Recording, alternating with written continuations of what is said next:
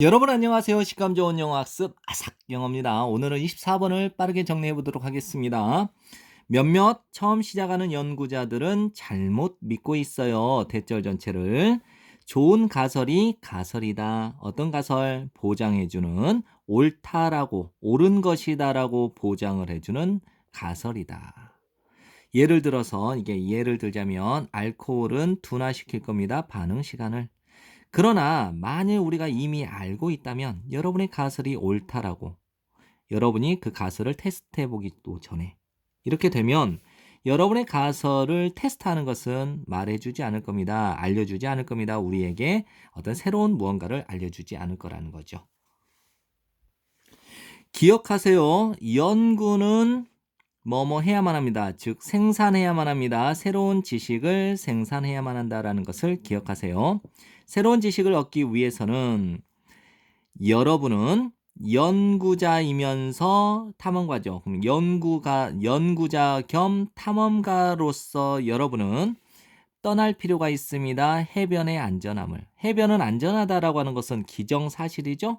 그래서 해변의 안전함을 떠나야만 하고요. 그다음에 과감히 모험을 해야만 합니다. 미개척 영역으로 과감하게 들어가야만 할 필요가 있습니다. 이렇게 need to live, need to venture into 이렇게 병렬 구조가 됩니다. 아인슈타인이 말했던 것처럼 만일 우리가 알고 있다면 무엇을 우리가 하고 있는지를 만일 우리가 알고 있다면 그것은 불리우지 않을 겁니다. 연구라고. 그렇죠? 만일 여러분의 예측, 어떤 예측이냐? 이러한 미개척 영역에서 무슨 일이 일어날지에 대한 여러분의 예측이 잘못되었다면, 그거 괜찮아요. 됐죠? 오케이. 왜냐하면 과학자는 허락되었기 때문에 허용되었죠. 실수를 하도록. 베이츠가 말했던 것처럼 연구는 골목길을 올라가는 과정이래요. 왜요? 보기 위해서. 그 골목길이 막다른 길인지 아닌지를 보기 위해서 골목길을 올라가는 과정이다라고 말했던 것처럼.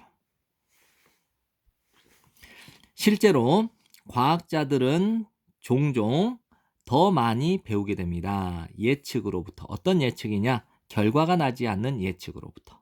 뭐라기보다는 예측이라기보다는 결과가 나는 예측보다는 결과가 나지 않는 예측으로부터 더 많이 배우게 된대요. 네, 지금까지 공부한다고 고생 많으셨고요. 여러 번 복습하시고 좋은 성적 받으세요.